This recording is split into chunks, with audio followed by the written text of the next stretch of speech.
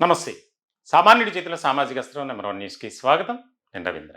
ఆంధ్రప్రదేశ్ రాష్ట్ర రాజకీయాల్లో వైఎస్ఆర్‌సీపీలో ఒక కీలకమైనటువంటి అంశంపై చర్చ జరుగుతుంది. రాజకీయ వర్గాల్లో కూడా. రాజకీయ విశ్లేషకులు కూడా దీని గురించి కాస్త భిన్నంగానే చర్చించుకుంటున్నారు. అదేంటంటే ప్రత్యక్ష రాజకీయాల్లోకి జగన్ వారసురాలు, తన పెద్ద కుమార్తె త్వరలోనే పొలిటికల్ ఎంట్రీ ఇవ్వబోతున్నారు. దీనికి సంబంధించి ఒక కీలకమైనటువంటి చర్చగా ఆసక్తికరంగా జరుగుతుంది. జగన్కు ఇద్దరు కుమార్తెలు. ఇద్దరు కూడా ఉన్నత విద్య కోసం విదేశాల్లో ఉన్నారు, లండన్లో.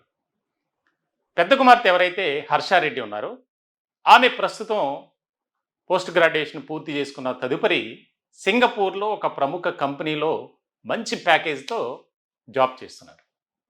ఇట్లాంటి క్రమంలో ఆ మధ్య జగన్మోహన్ రెడ్డి సతీ సమేతంగా లండన్ వెళ్ళారు. వెళ్ళినటువంటి సందర్భంలోనే తన కుమార్తె రాజకీయ ప్రవేశం గురించి ఒకరిద్దరితో చర్చించారు.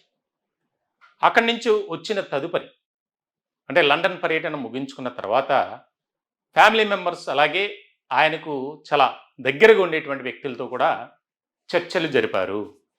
అంటే ఏ రకమైనటువంటి పరిణామాలు చోటు చేసుకునే అవకాశాలు ఉన్నాయి, అసలు మనం ఈ టైంలో పొలిటికల్ ఎంట్రీ అనేది కరెక్టేనా అని.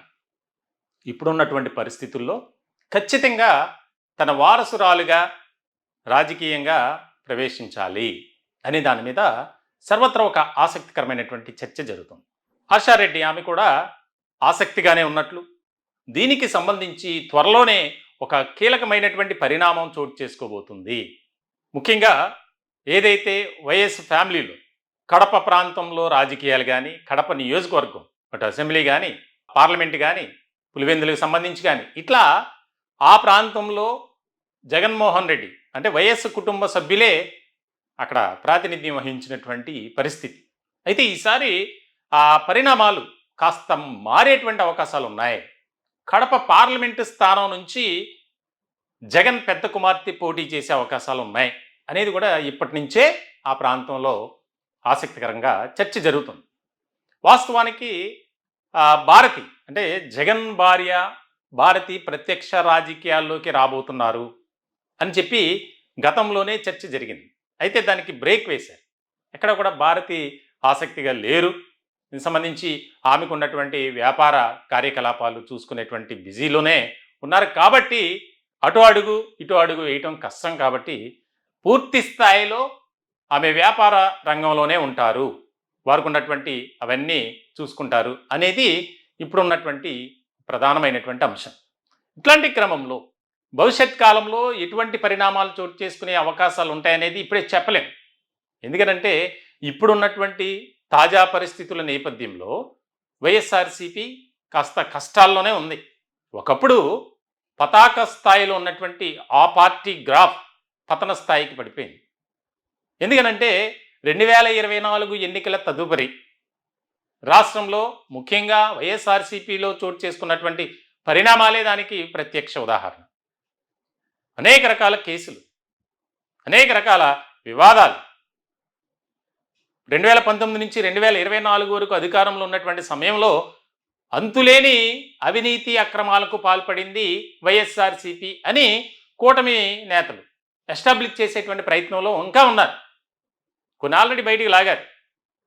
దానిలో ముఖ్యంగా ఏదైతే లిక్కర్ స్కామ్ కోట్ల రూపాయలు, దానికి సంబంధించి ఇప్పుడు కూడా విచారణ జరుగుతూనే ఉంది.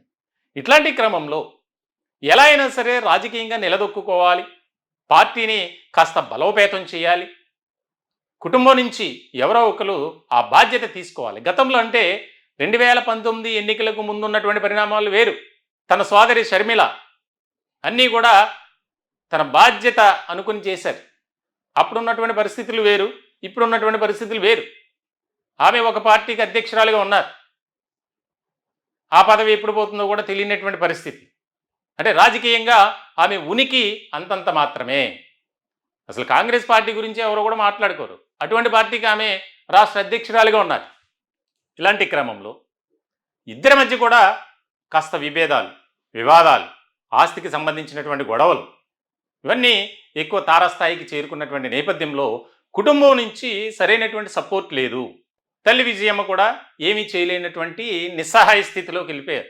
అటు కూతుర్ని సపోర్ట్ చేయాలా, కొడుక్కి సపోర్ట్ చేయాలా, ఈ రకమైనటువంటి మీమాంసలో ఉన్నారు.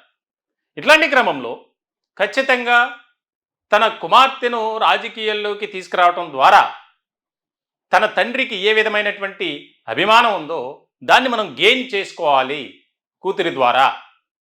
ఖచ్చితంగా ఒక మంచి అభిప్రాయం ఉంది కాబట్టి వైఎస్ ఫ్యామిలీ అంటే దానికి సంబంధించి మనం ఓవరాల్గా దాన్ని గెయిన్ చేసుకోవాలి. ఇది ఆలోచనలు ఉన్నాయి.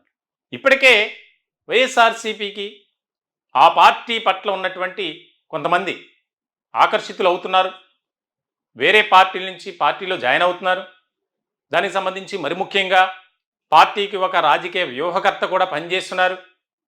ఇట్లాంటి సందర్భంలో ముఖ్యమైనటువంటి అంశంగా రాజకీయ వర్గాల్లో చర్చ జరుగుతుంది.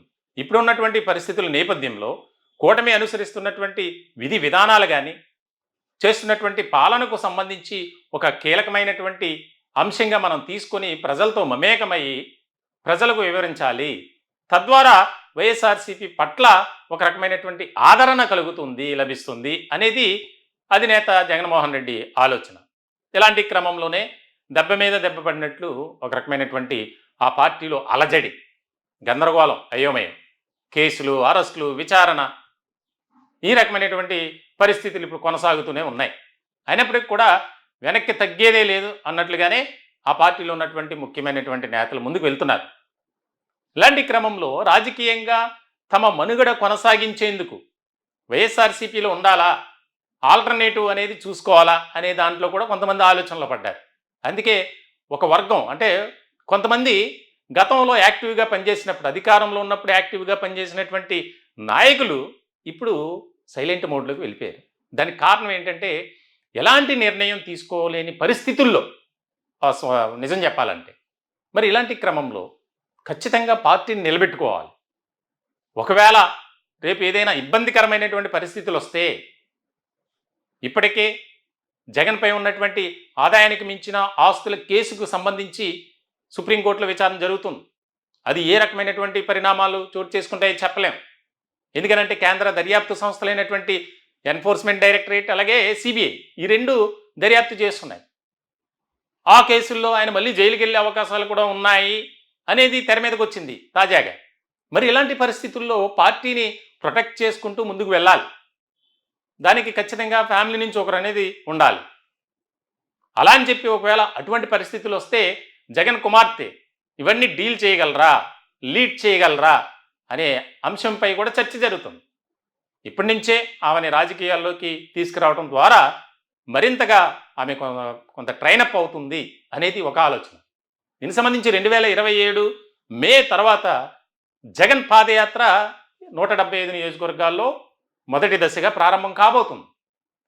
మరి ఆ టైంకి ఆమె వచ్చి తండ్రితో కలిసి ఆమె కూడా అడుగులో అడుగు వేసి రాజకీయంగా మరింతగా ఒక రకమైనటువంటి ఆలోచన విధానంతో ముందుకు వెళ్ళాలి, ఖచ్చితంగా వెళ్తారు అనేది కూడా చర్చ జరుగుతుంది. పార్టీలో కూడా క్యాడర్ ఆమెకు వెల్కమ్ చెప్పడానికి సిద్ధంగా ఉన్నారట, పార్టీ వర్గాల ద్వారా తెలిసినటువంటి అంశం. ఇప్పుడు కూడా తాజాగా ఎమ్మెల్సీలు కొంతమంది ప్రజాప్రతినిధులతో జరిగినటువంటి సమావేశంలో చాలా క్లియర్ కట్ ఇండికేషన్స్ ఇచ్చారు. ఎక్కడా కూడా మనం వెనక్కి తగ్గొద్దు, ఎన్ని కేసులు పెట్టుకున్నా, ఎన్ని రకాలుగా ఇబ్బందులకు గురి చేసినా మనం మాత్రం వెను తిరగొద్దు. మన అంతిమ లక్ష్యం ఒకటే, 2029 ఎన్నికల నాటికి మనం బలోపేతంగా మారాలి. వచ్చే ఎన్నికల్లో మనం ఘన విజయం సాధించి ఈ రాష్ట్రంలో అధికారంలో ఉండాలి అనే ఒకటే నినాదం.